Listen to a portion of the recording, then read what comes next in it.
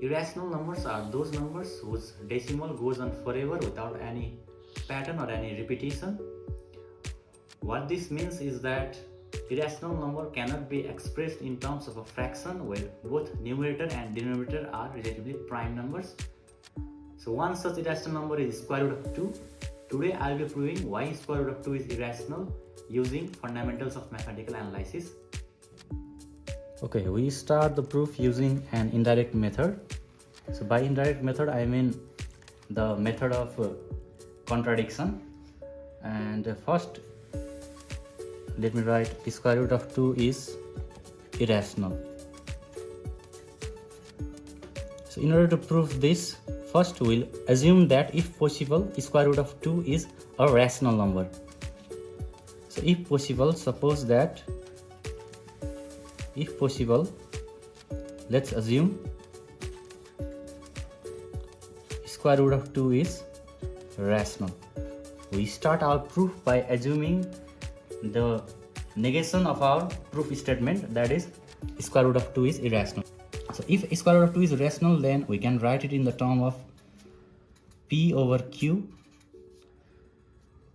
where p and q are relatively prime number,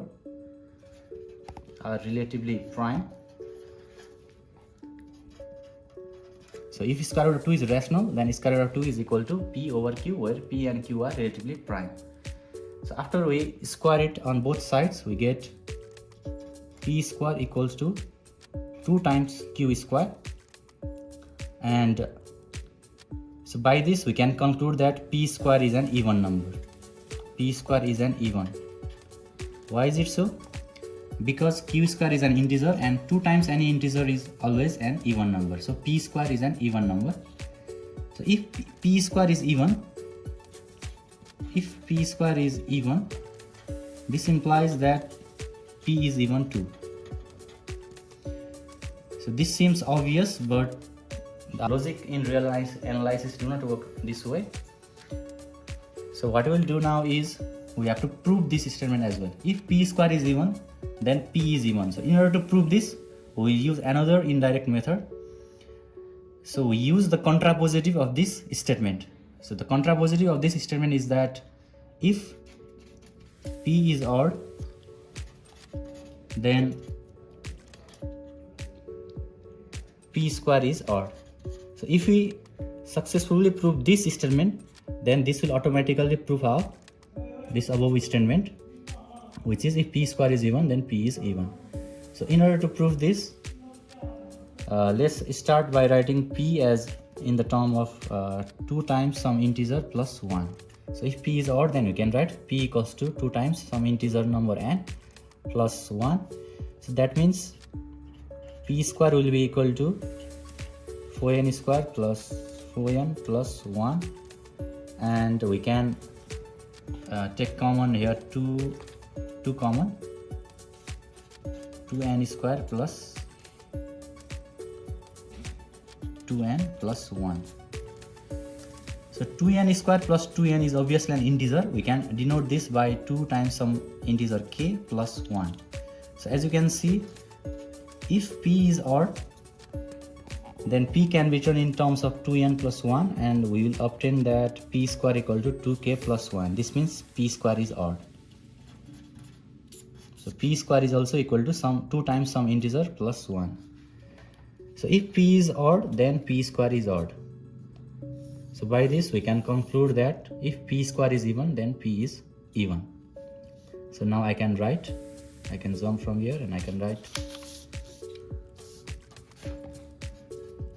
p square is even implies p is even.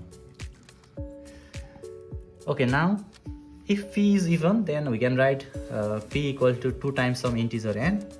So that means, now let's get back to this equation, p square equal to 2 times q square.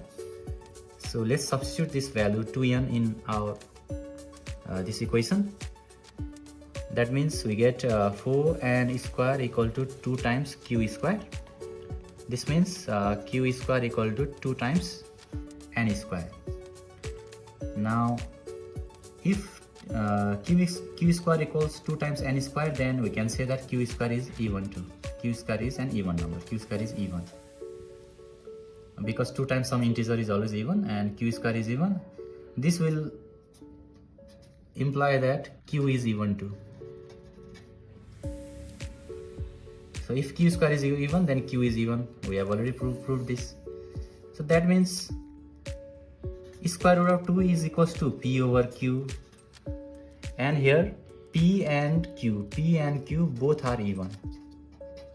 So he started by assuming that square root of 2 is a rational number, and if it is a rational number, then we can write square root of 2 in terms of two relatively prime number as p over q. Now when we follow from here and get one close conclusion after another, then in the end we will obtain that p and q are both even. So this is contradicting our assumption. This means that our assumption was wrong. So what was our assumption? Our assumption was that square root of 2 is rational. So if this assumption is wrong, then we have no other option than to consider square root of 2 as irrational numbers.